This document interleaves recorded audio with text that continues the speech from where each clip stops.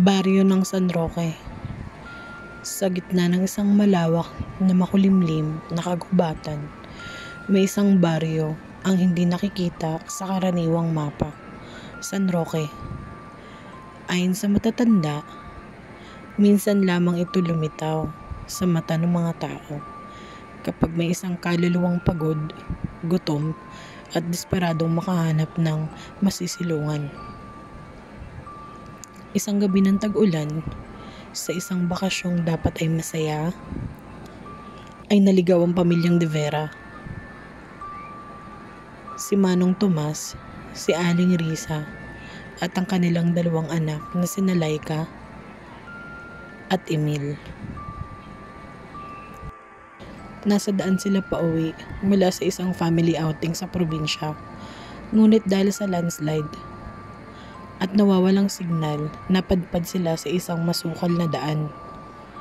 Pagkalagpas ng 3 oras ng paglalakad, matapos ang iwan ng kanilang stock sa sasakyan, napansin nila ang mga lumang bahay ay yari sa kahoy. Ang ilan ay parang gumuho na sa kalumaan. Malamig, tahimik, at tila walang katao-tao.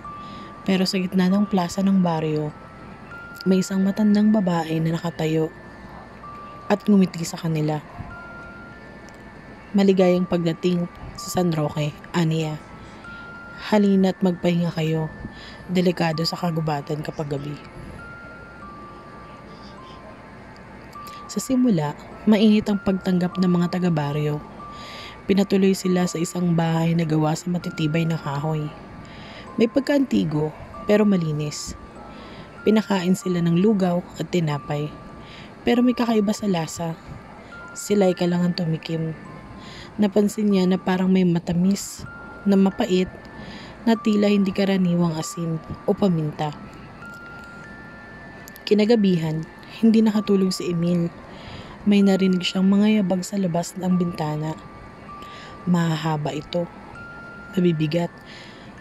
Mga hakbang na mabibigat at tila may humahagik.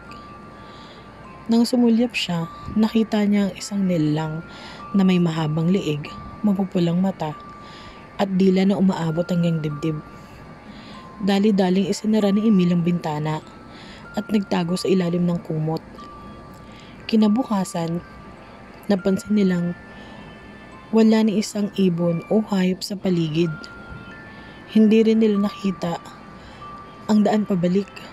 Nang tumingin si Aling Pura, ang matandang tumanggap sa kanila, ngumiti lang ito at nagsabing, "Wala nang pabalik, bahagi na kayo ng San Roque."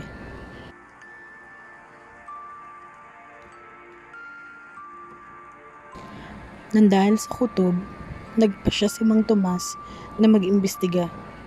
Sa isang lumang simbahan sa gilid ng baryo, natagpuan niya ang mga lumang tala at diary ng isang dating pari. Nakasaad dito, San Roque ay sinumpang lugar. Lahat ng naligaw ay hindi na nakakalabas. Pinapalitan nila ang katawan ng mga bisita upang manatili silang bata at makapanghutot ng dugo. Dito nalaman ng pamilya na ang mga aswang ay ang mga taga-baryo. Sila raw ay hindi mga tao. At sa gabi, nagbabago ang anyo upang manghuli ng laman.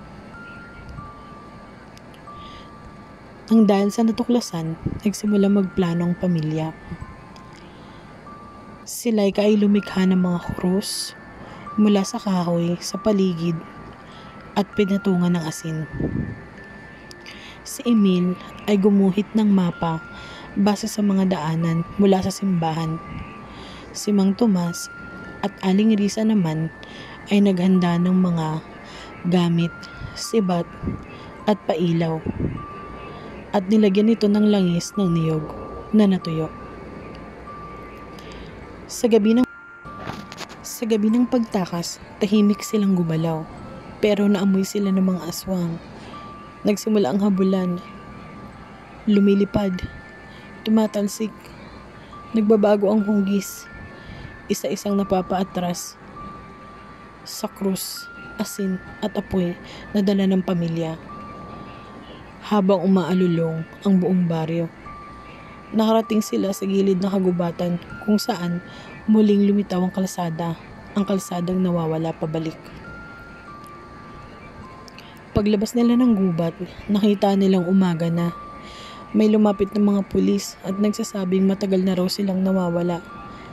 Ang kanilang pamilya ay nawawala sa loob ng 2 linggo. Ngunit para sa kanila, 2 gabi lang iyon.